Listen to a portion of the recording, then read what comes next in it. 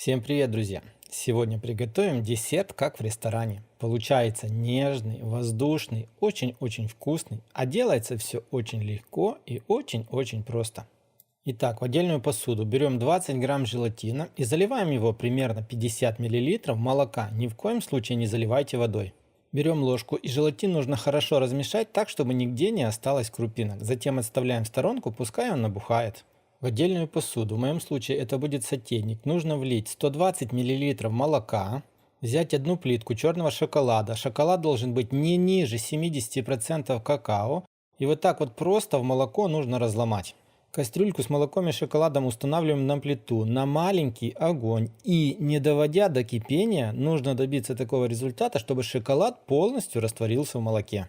Берем уже хорошо разбухший желатин и ровно половину вот этого желатина отправляем в кастрюлю с молоком и шоколадом.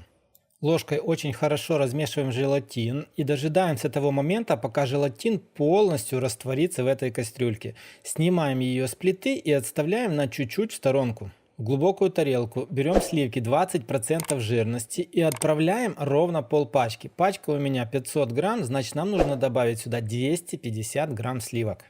Миксером или же блендером, кому чем удобнее, взбиваем сливки на протяжении 2 минут. В сливки ничего не добавляем. Через 2 минуты взбивания берем кастрюлю с шоколадной смесью и, не переставая взбивать сливки, вот так вот по чуть-чуть добавляем шоколадную смесь в сливки. И после того, как вы отправили всю шоколадную смесь в общую тарелку, взбивать нужно еще 1,5-2 минуты.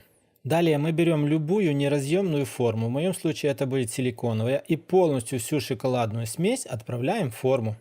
После этого форму нужно будет установить в холодильник примерно на 15-20 минут. Пока первый слой в холодильнике, мы приготовим второй слой. В глубокую тарелку отправляем 350 грамм творога жирностью не менее 5%. К творогу добавляем 2 столовые ложки сахара. И сразу же сюда отправляем вторую половину сливок 250 мл. Берем погружной блендер и очень хорошо все перебиваем до тех пор, пока в тарелке не останется ни единой крупинки творога. В конце у вас должна будет получиться очень нежная, воздушная и шелковистая масса.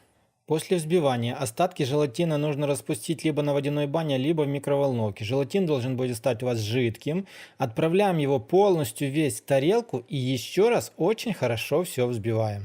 Достаем форму с уже застывшим шоколадным слоем. И наверх на шоколадный слой мы будем отправлять полностью всю белую массу. После этого нужно будет отправить форму опять в холодильник хотя бы на час, чтобы все хорошо застыло. Размеры формы, которую я использовал, вы найдете в описании под видео. Через час достаем все из холодильника, видим, что все хорошо застыло. Берем тарелочку подходящих размеров и аккуратно переворачиваем нашу форму на тарелку. Силиконовая форма от нашего десерта отстает очень хорошо и получаем очень красивый, необычно вкусный десерт, который не хуже, нежели подают в пятизвездочных ресторанах. Берем нож, нарезаем все на порционные кусочки, и я вас уверяю, что все, кто попробует этот десертик, обязательно захотят повторить его у себя дома. Ну что ж, друзья, на этом у меня сегодня все. Получился вот такой вот необычный, вкусный и очень-очень легкий приготовления десерт. Если вам понравилось, обязательно поставьте лайк. Не понравилось, поставьте дизлайк. Подпишитесь на канал, поделитесь таким десертом с друзьями. Я уверен, они будут вам благодарны. Ну а мы с вами, как всегда, встретимся в новом видео. Всем пока, всем до скорой встречи на канале Аппетитная кухня.